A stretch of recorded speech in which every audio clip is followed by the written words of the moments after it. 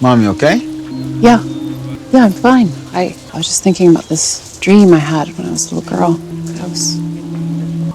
Never mind. When I was a little girl, I would have the same nightmare over and over again. It wasn't just random. Hello everyone and welcome to Geek Anime channel. I'm your detective host Igor and we are finally getting some real answers from season 3 episode 6 finally delivered, because honestly after the previous episode I kinda felt a little bit like Jade. I am a little bit annoyed, yeah! You know, I feel like Jade. Some may even say I start to look like him in season 3 because I also want to get some real answers. I don't have the time to shave. And as I promised you before, I never want to present to you my theories based only on my imagination or on my fantasy. I want to present it to you when I have some clues or some facts that can back them up. And finally, after 26 episodes, I'm able to do that. And this is gonna be a very long video, so you probably need to make yourself something tasty to eat and something hot and warm to drink. But before we begin, as usual, I want to thank everyone who supports me on Patreon, and I want to welcome a new member, Champion Amina. Thank you so much for supporting this channel, and thank you so much for joining this small but amazing community. Now let's dive in. And this time I actually want to begin with Jade. He's trying to analyze all the numbers that he was able to find in the first battle tree, in the teleport battle tree, and I try to zoom in on those numbers. Some of them are pretty much clear, some of them are not so much. Most of them actually are not really readable for me until the end. Like some numbers I can understand, some I cannot. Like if you see a number here that has a question mark next to it, I'm really dubious about it. I think it's 2602, but I'm not sure about it at all. I also mixed many times here 4 and 7, so every time you see here 7 or 4, it may be the other one at all. So some of the numbers are pretty much clear, like 9555, this is 100% it. But I'm gonna be waiting for the 4K release. It usually is being released somewhere on the day after, on Monday or on Tuesday, and as soon as it's gonna be released, I'm gonna check those numbers again. I'm gonna try to understand if they're telling to us something. If yes, and I'm gonna be able to find something, I'm gonna do a separate video about this topic. But meanwhile, let's move forward, and we see here Jade. He's talking to Boyd and he's all over the place. He's talking about the quantum events. We already know that Jade understands physics. He talked about it in season 1 when he talked about, you know, the Einstein-Podolsky-Rosen paradox and the other ones, and he's actually talking here about wormhole, which is also connected to Einstein-Rosen. And this is basically if you have in space, like this is a real quantum physics theory. Like in space, sometimes you have point A and point B, and you can enter point A and actually exit at point B, which will save you a lot of time and a lot of space to travel. Like this is just a theory. I don't know if it's something we were able to prove, but this is a theory based on Einstein-Rosen, so it's not just something figment of imagination. But the other one, dimensional rift, that Jade is talking about, this is basically already completely sci-fi. As far as I know, once again, I'm gonna tell you I'm not a physicist. I'm just reading about this to understand this TV show a little bit better. And yeah, dimensional rift, this is just something straight from sci-fi. This is like a Stargate, when you like you have a gate and you enter, and suddenly you are in a different dimension. But we know already that in FROMMGM we have a couple of dimensions. We've seen already people being simultaneously in 2 different places. We've seen already the whole like place where Martin is being locked up. Like during the day this place is completely destroyed, but when you light the torch, like Boyd did in the end of season 2, you're suddenly in a different dimension, which looks exactly like the previous one, just it's built. Like we covered this already in my previous reviews. I don't want to spend too much time on it because we have a lot to cover. Now Jade is talking about the battle tree. He's saying like it was important to Miranda because like you probably not envision something that it's not connected to this place, it's gotta be important. And Boyd tells him about the number 1864, the one that he was able to find with Sarah in the end of season 1. So Jade is obviously going there, and suddenly he sees Tom the bartender. And once again, I love Jade. The first thing that came to my mind when I saw this moment was like, what the hell are you doing with the glass, man? You're in the middle of the forest, you're not helping anyone. And he's like being ironic here, like a drunk trying to find an answer in the bottle, blah blah blah, and Jade is like laughing at him. The same thought that's come to my mind, Jade is basically voiced it, and I was so happy to hear it coming from him. And yeah, here like Tom gives him a non-answer, like a man does what a man does. Maybe it's just a hint, that Jade is a man who understands and solves puzzles and solves problems. This is why he was able to create a multi-million-dollar company. And this is what this man has to do. He needs to understand what's going on in this place. So Tom is talking about nature, like this place is natural, but this bottle tree is not natural. It's disgusting. This is not nature. This is just something somebody put there. Like this feels a little bit like Tom is trying to discourage Jade. He's telling to him like, you know, this is just somebody put it here, like this doesn't really connect it to anything, you're just wasting your time. Is it though? You know, like this conversation between Jade and Tom already kinda happened in the end of season 2 when they talked about, you know, like nature and familiar. Nothing about this place is natural. Wrong. Nothing about this place is familiar. So the caves, the Ankui children, the sacrificial rituals, the trees, the roots, this is natural. The bottle tree is something that comes from the outside, which means Tom is probably some kind of an avatar for this place or for the forces that are controlling this place. This is why he's coming to Jade and why he's trying to discourage him. Is it really something that Jade will be able to find there that maybe will allow people to escape this place? So it means that Tom really don't want this to happen, even though he was kind of helping in the end of season 2 and he actually sent Jade to the right place where he was supposed to be, because this has really got us closer to the answers. I don't know here, but once again we'll have to wait and see. And also, I'm not really sure that this is just a bottle tree that was just made by Miranda. This is just something that's been, you know, like, been made. Just like Tom said, this is nothing, just an installation, an art installation. Just like Henry was talking about it in the previous episodes. I don't think this is the case, because we remember in the end of season 1 when Sarah and Boyd arrived to the tree, they were hearing voices. Sarah was hearing voices and she even had a seizure. She was really close to, you know, like, to the other dimension, to the other forces that are controlling this place. So this is obviously a straight connection to the bottle tree. It's not just, you know, a teleportation tree. It has to have some kind of a spirits or something inside of it. It has to be an important artifact to understand this place. Now there's a very interesting question regarding this tree, especially with everything that Tom told us to us right now. Like when he was Jade, he's talking about the Miranda's vision. He's saying she was envisioning this place and those bottles before she arrived here. Now let's recap everything we know about Miranda and Bottle Tree.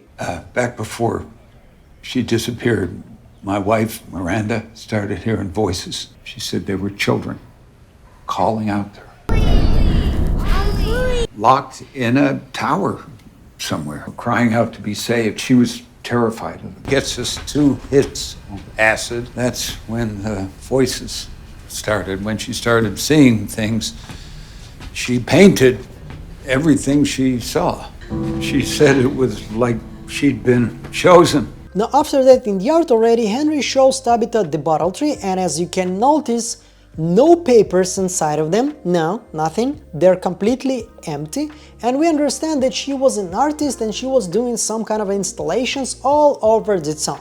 Yeah, it sounds logical that she would do something like this, you know, modern art, nobody understands this, but you know, like people pay a lot of money for it, apparently. Anyway, I'm siding away from the topic, and he's saying this was one of her favorites and she liked it so much she made a replica in her house, and she wanted to be close to her because the original one, it's in the park a few towns over. This is where they dropped acid together. This is where it all began.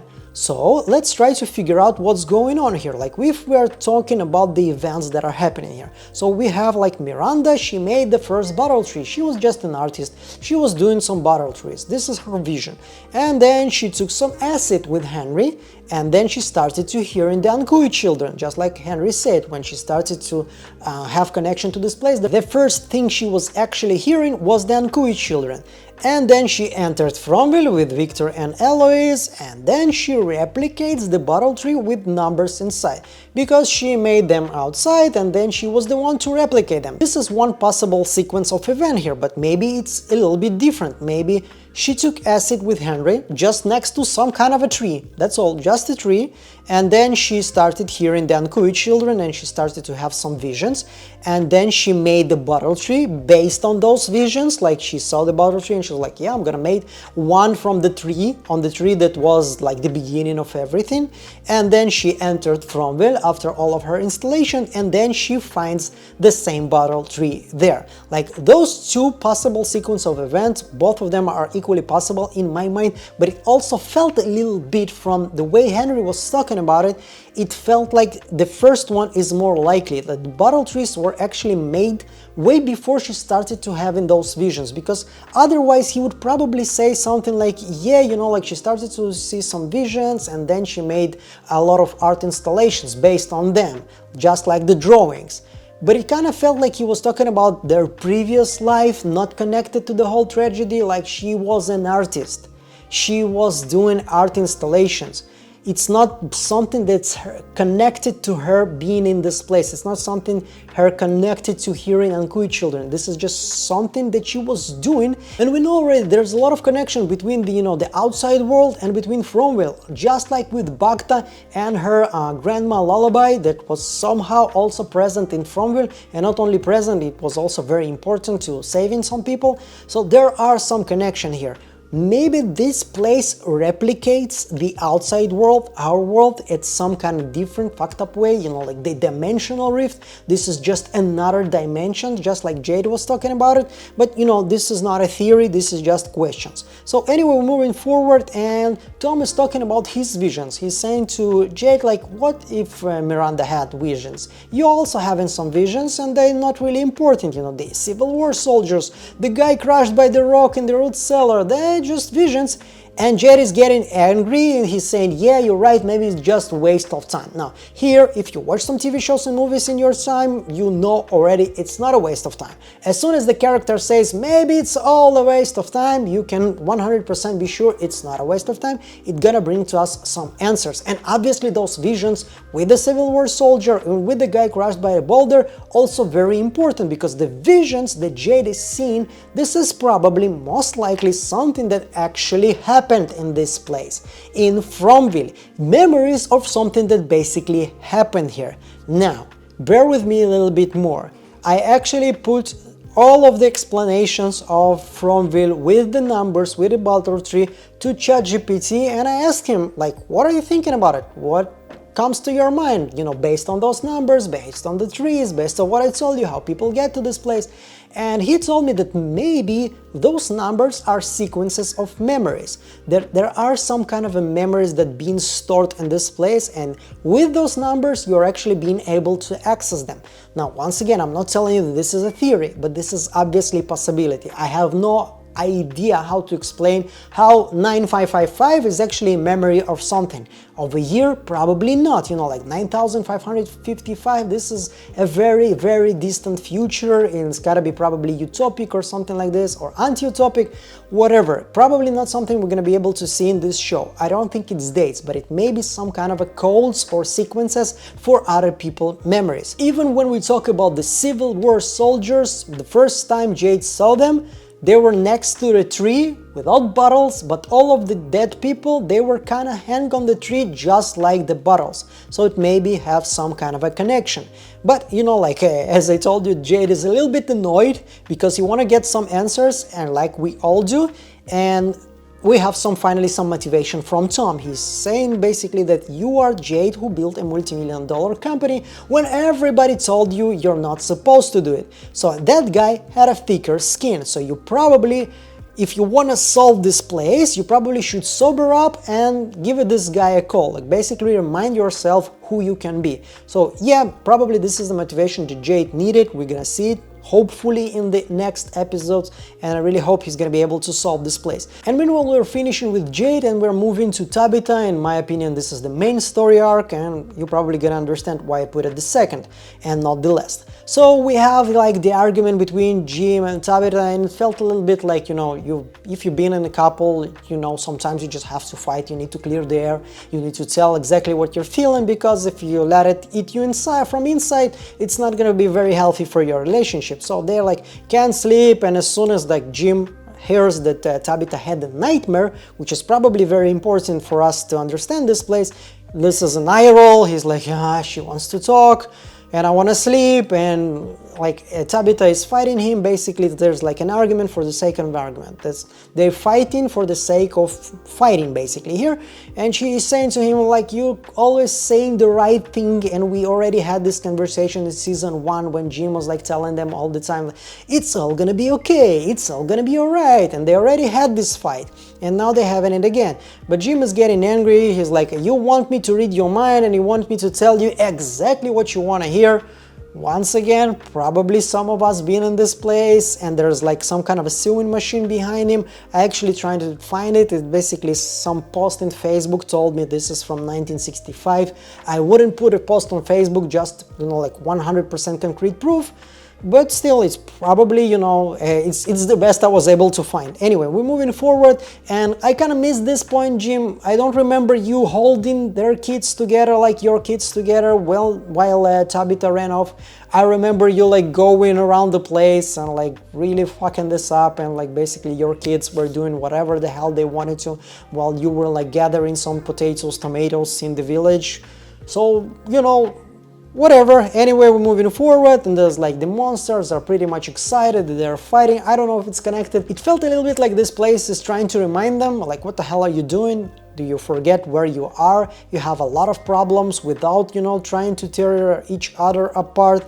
And yeah, we're moving forward. Jim is basically leaving. He's going to bring some food because he needs some space. And Tabitha, she's checking the lighthouse drawing once again. She understands how important it is. This is obviously the key place in the whole Fromville, so they need to get to lighthouse once again, or a couple of times.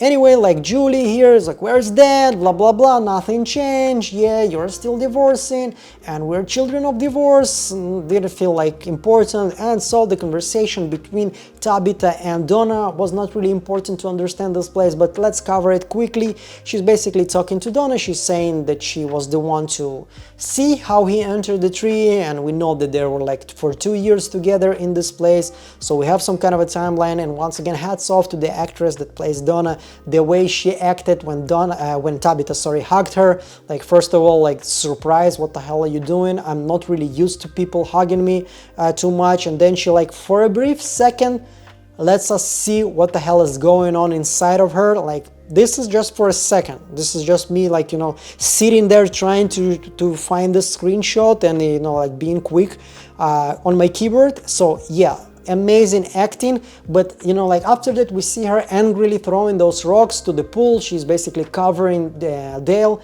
She's trying to hide him, so people will not gonna be able to see him, and also give him some dignity.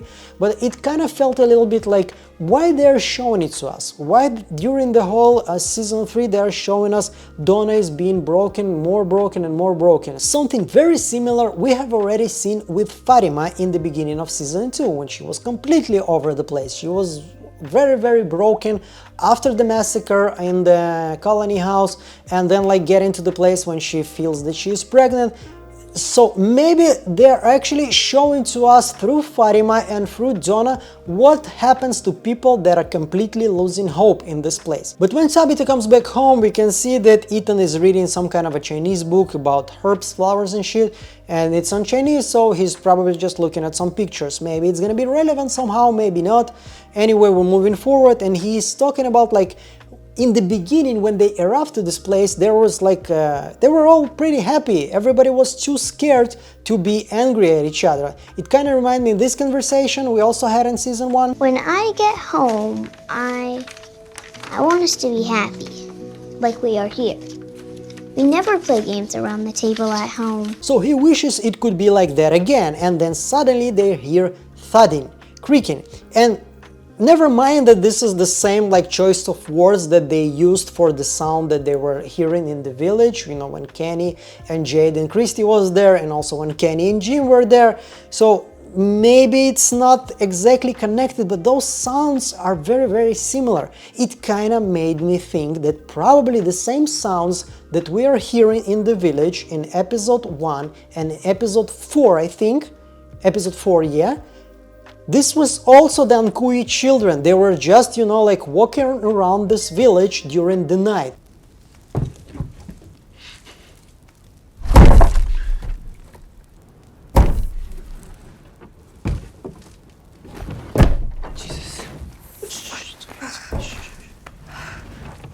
Boyd, there is something out there. Something different. We heard it both times now. Walking around outside the cabins at night. What kind of puzzle? No?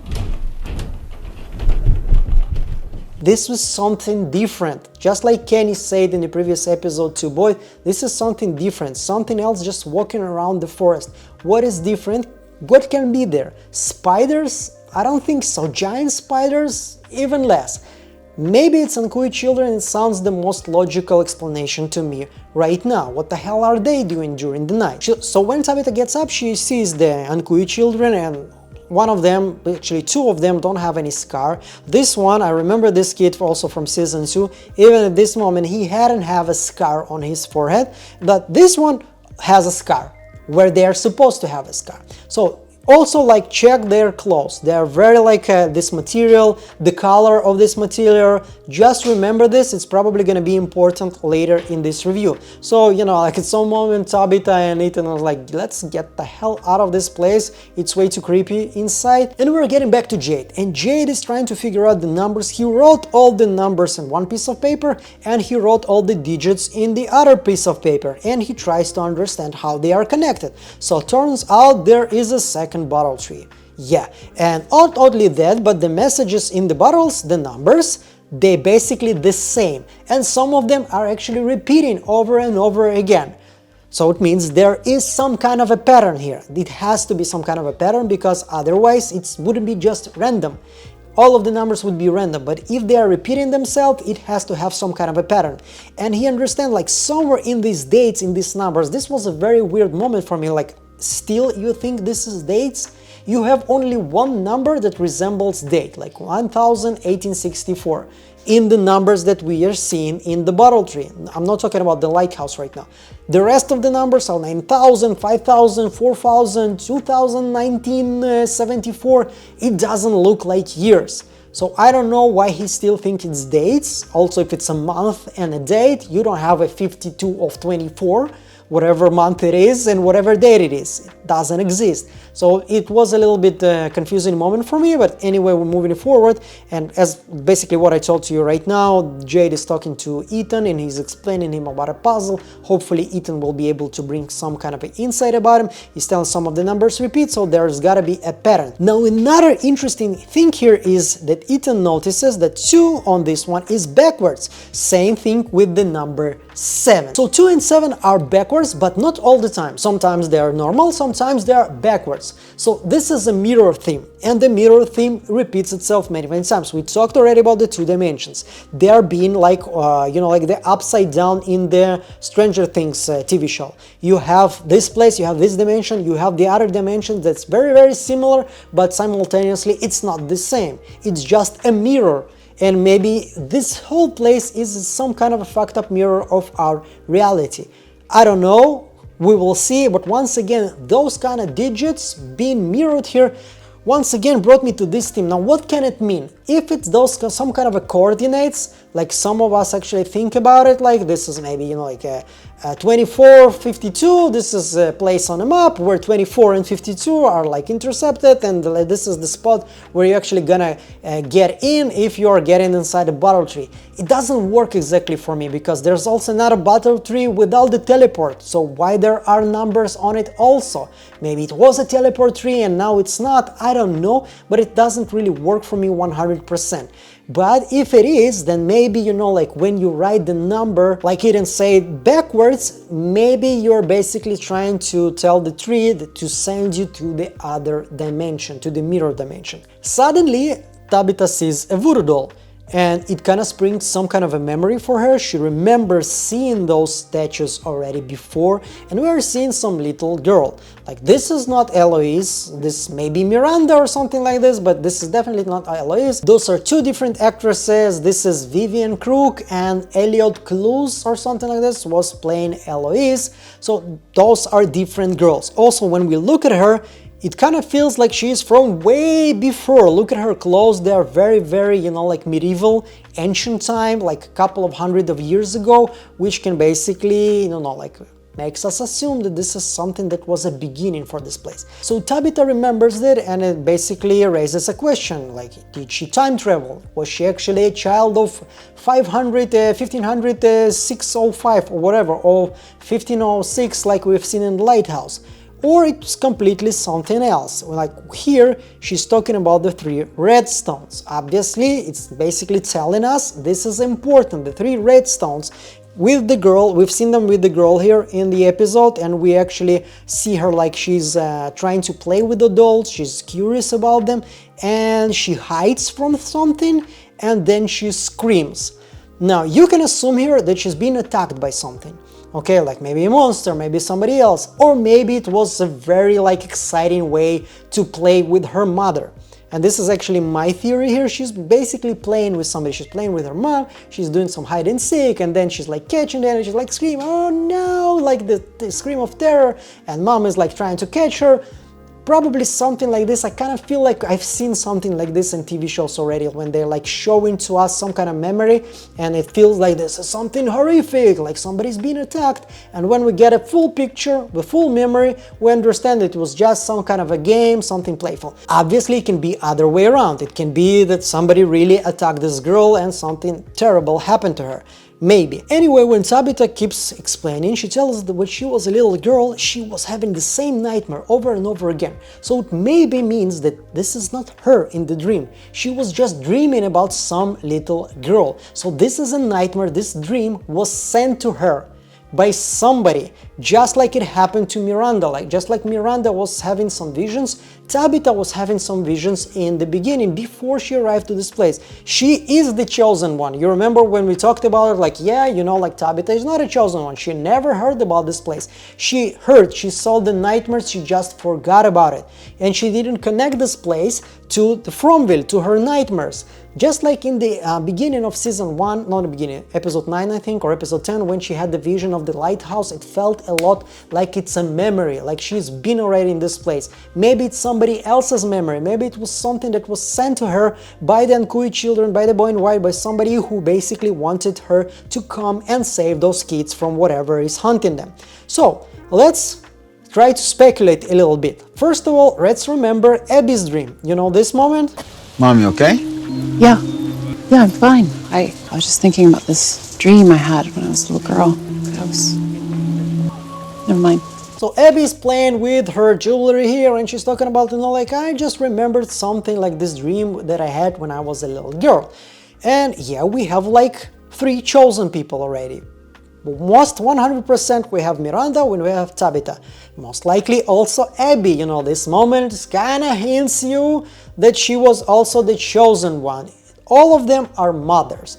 And it kind of makes sense because, you know, the Ankui children, they would call for a mother. They need somebody, like there is not a stronger connection than a connection between a mother and a child. So it kind of works for me that if Ankui children are looking for somebody to become a chosen one to save them, it would be a mother. It would be somebody who will be motivated enough to go there and save some kids. Is it only mothers? There is this moment that kind of bugs me. You remember when Randall was carving something in episode 2, I think, and then like Boyd saw what he was carving, and it kind of like reminds us a lot about those hoodoo dolls that we have seen in the village.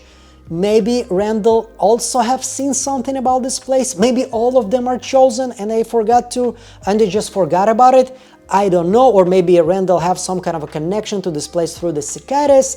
I don't know, but this is just something I noticed. So as usual, I share. Meanwhile, I'm just gonna ignore it because the whole mother connection and mother theory works a lot, so I'm not gonna let anything else bug it unless it's gonna be way more convincing than this one. So yeah, we have like this vision with Jade. You remember in episode 3 when he saw this guy who was killed by this nail that's usually used in railroads, and there's one of those 3 red stones here, the same dollars here, like they have in those kind of 2 weird stones on top of this head. This is the same place, and he's seen some guy that looks dressed a lot like the same girl, like it looks a lot from the same period, so probably it is. I don't know 100% sure, but probably it is. So if we remember the cave paintings in Victor's caves, I call them Victor's caves because he's the one who's the boss there, he knows where to go, and you remember there were some drawings made with color red. This is the same red like the stones. Maybe it is connected somehow. Probably it's connected somehow. We have the monsters, I remind you, it felt a lot like a story. You remember we talked about it, like this is some kind of a story, this is something that's been told, that like some people came through the river, then there was a ritual, probably sacrifice, because we see here 7 sacrificial stones, and then there's like a big red monster that comes, and everybody is like, here already we have them dancing, doing some ritual, and now they're all evil, they are also very much red. So yeah, maybe this is some kind of a story, and just like, you know, Ethan, when he was presenting the images from Victor for the first time to Tabitha, he was telling, this is a story, if you connect it all, you understand what's gonna happen, and then you know how to escape this place. Ethan said he thinks it's a puzzle. No, not a puzzle.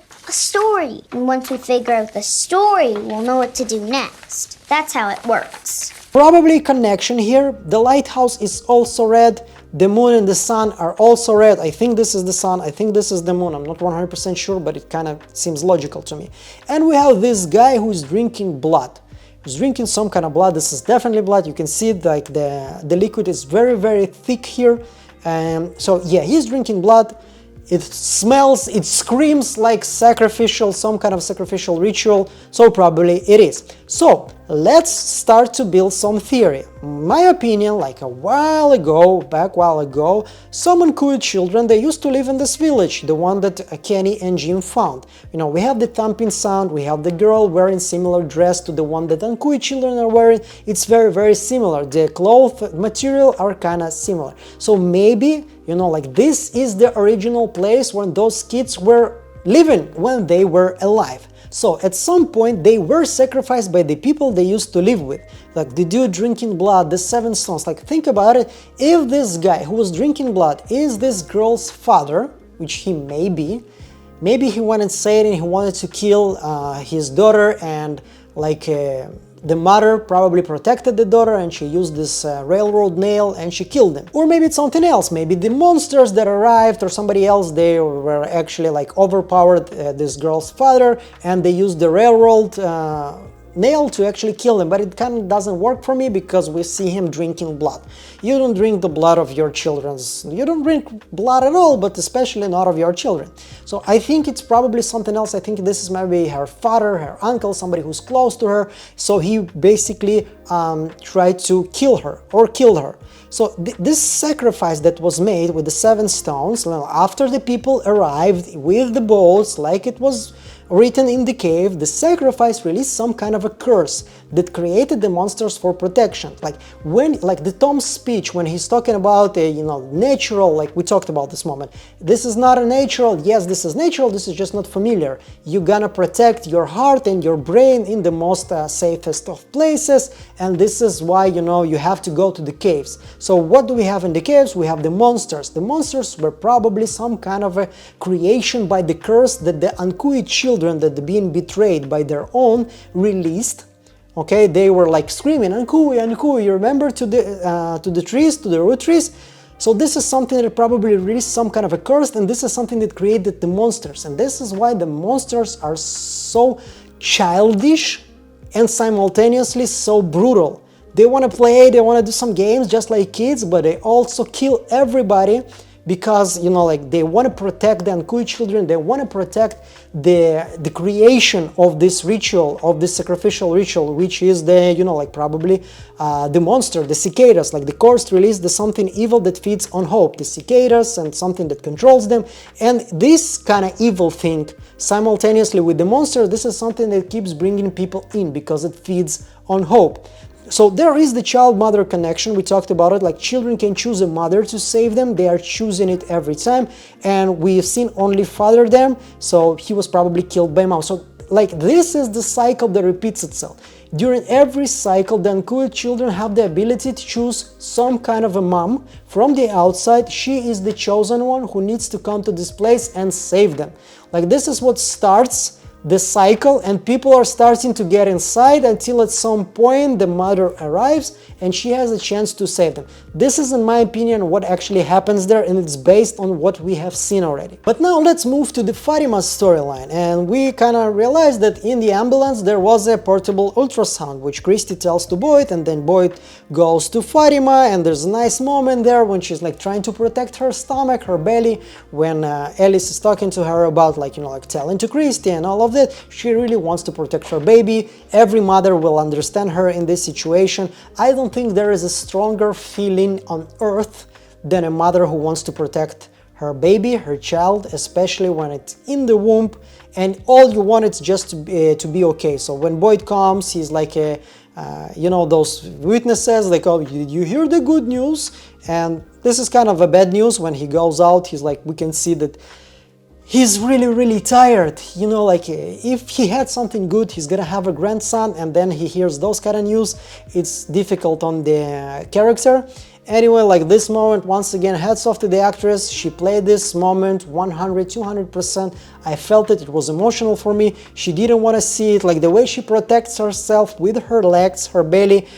She's like crying and she's saying, I just want it to be okay. As I told you, there's no stronger feeling than a mother who wants her baby to be okay. That's it. And then while Alice is waiting for Fatima, who needed a minute, and Boyd is there to comfort him, we have Elgin here, who is taking photos of everybody because he wants to have some nice moments in this place. And he's taking a photo of Fatima, and he's saying to her that he's gonna put it on the collage on the wall. Yeah, interesting.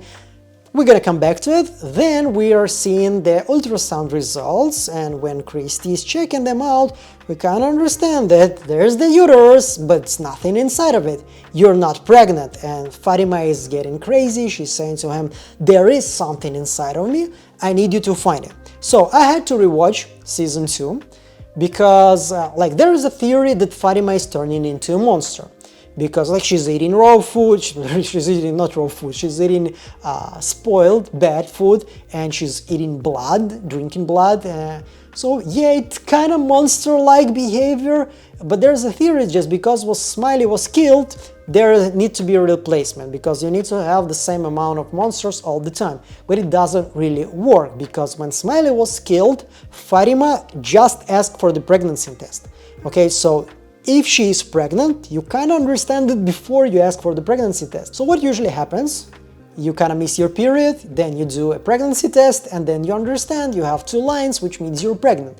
This is what happens. So she missed her period probably way before she asked for her pregnancy test. This doesn't work like that. If you like miss it by a minute and you're like just straight away you run in for the pregnancy test. It's not working like that. So it doesn't really work with the theory that she's just there to replace Smiley. Okay, and once again, if she's there to replace Smiley, what happened to her periods and why the pregnancy test shows the high level of the pregnancy hormone, I forget how it's called, and this is why it shows you the 2 lines. So she was pregnant.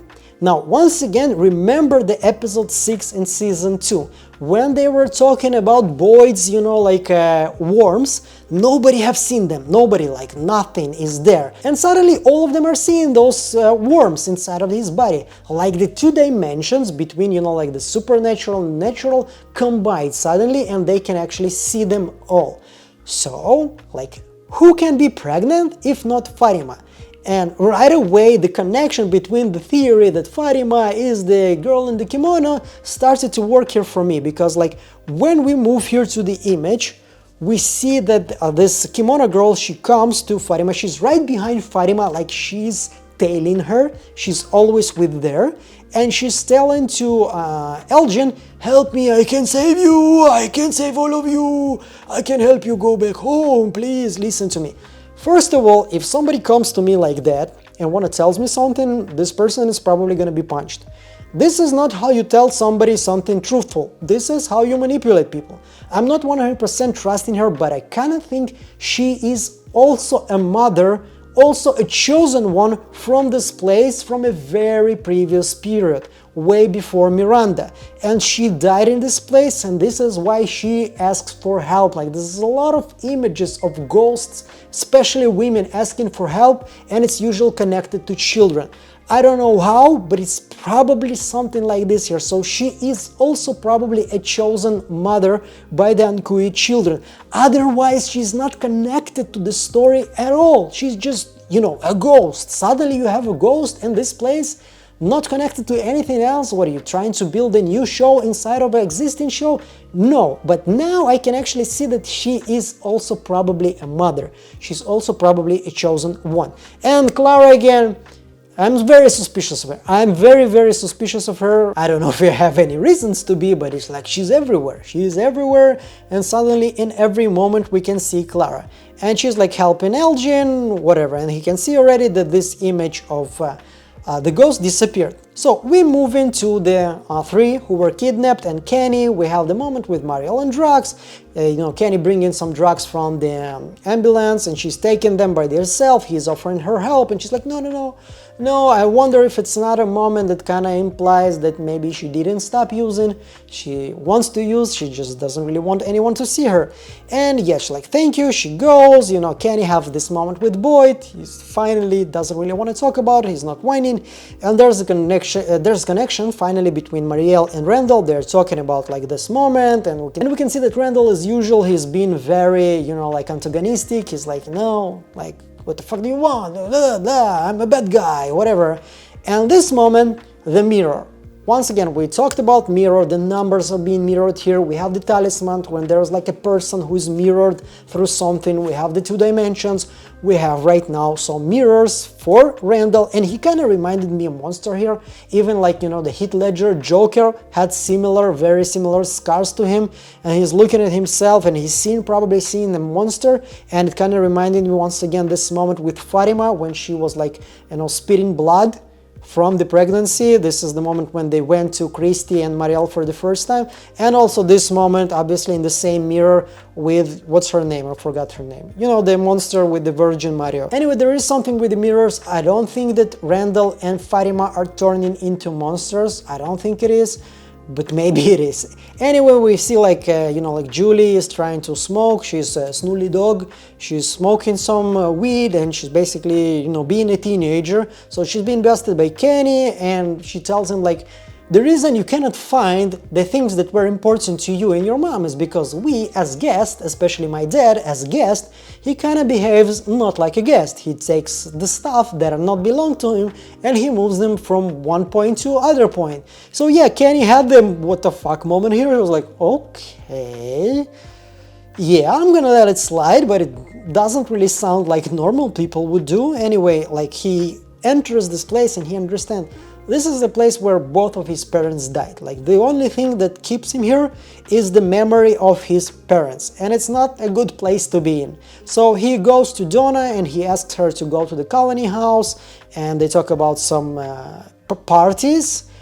And Kenny, you probably need one, especially when Mariel arrived to this place and everything, all your hopes with Christy are kind of drained in the toilet. So maybe you need some of those parties that Donna used to throw there. Anyway, this is not something that kind of pays off in this episode, but it's probably something that's gonna pay off in the next ones. Anyway, we see here like Randall, he's like talking to Mariel, he's telling her like how afraid he is. He doesn't understand what is real, what is not real anymore, and he's saying that in bus it's really terrifying. And you know, like Mariel is being humane here. She's telling him like, we got room, come here. There's a lot of room in the school, by the way. There's like a lot of room. This is not colony house, nobody gonna take your stuff, whatever. Just find yourself a place and live like a normal human being, and maybe start to open up to other people.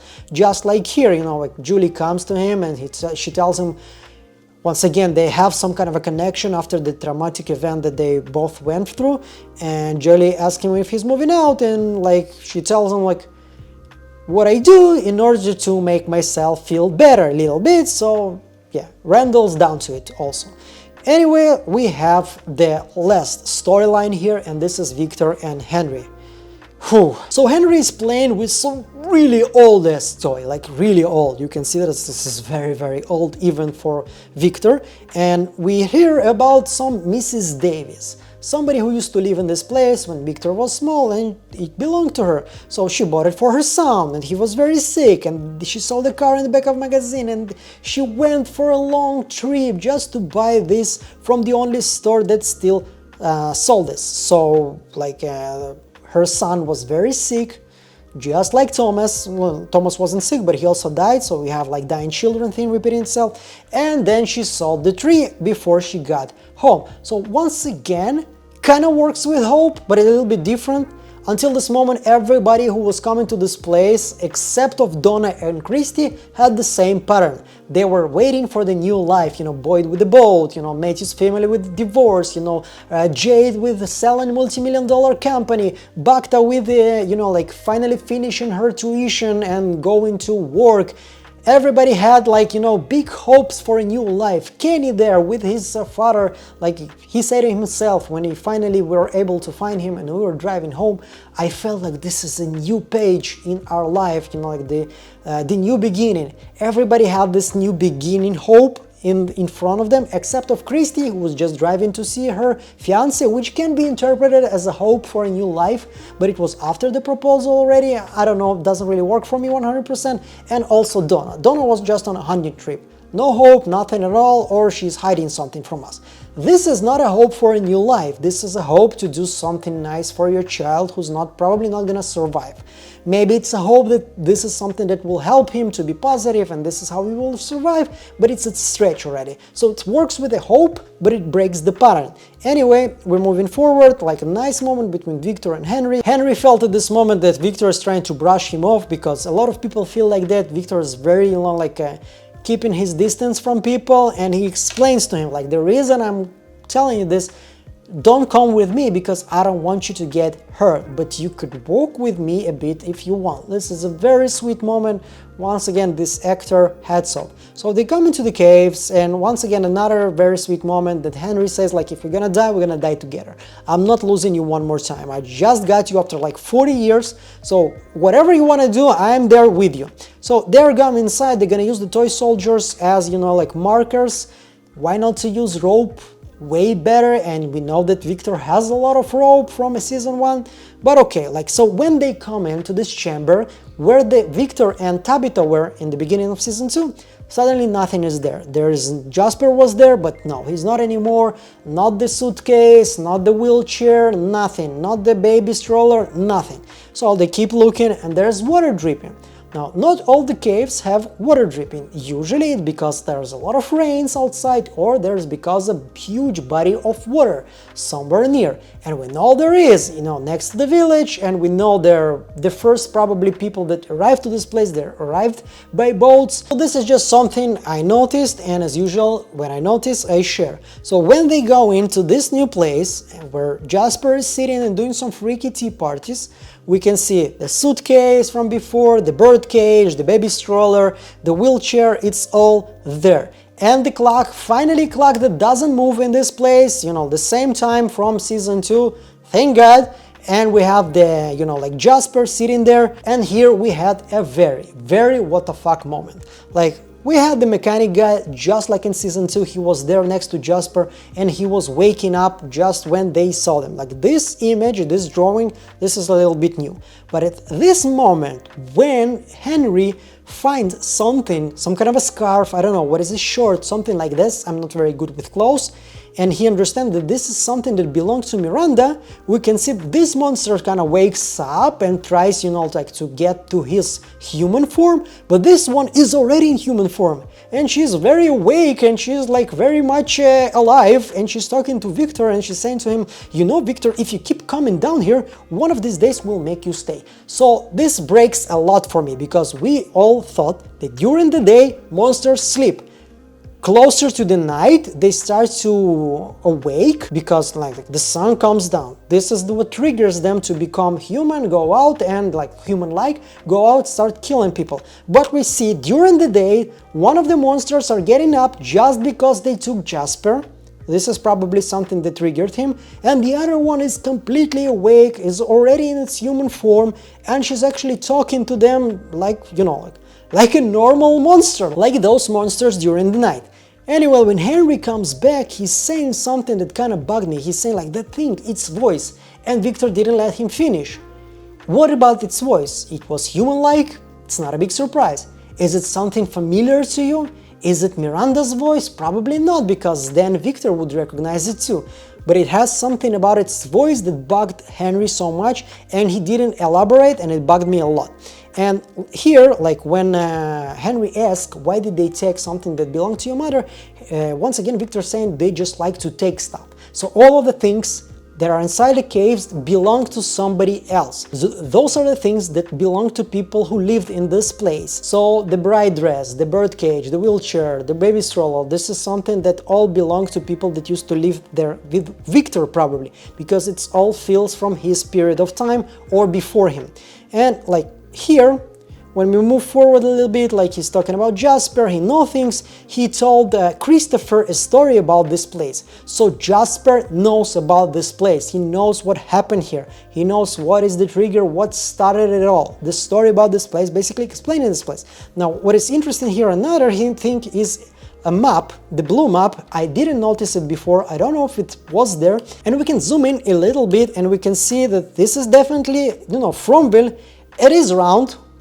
It looks a lot like, those drawings of, the flat earthers, when they think the earth is round, but it's not like a ball, it's more of a flat earth.